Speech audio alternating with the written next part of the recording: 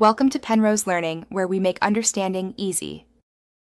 In this video, I will compare NAD versus Kyree Walker.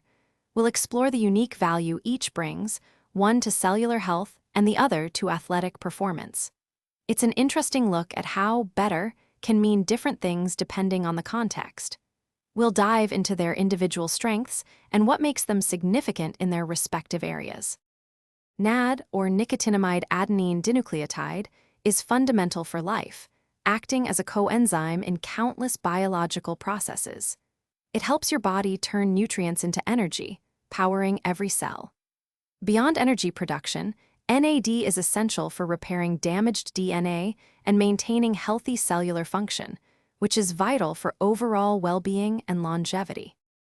Kyree Walker brings a different kind of energy to the court. As a professional basketball player, he's celebrated for his incredible athleticism, including powerful dunks and scoring ability.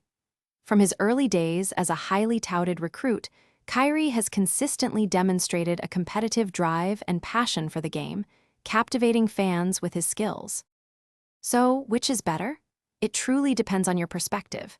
NAD is invaluable for your internal health, supporting cellular function and energy at a microscopic level.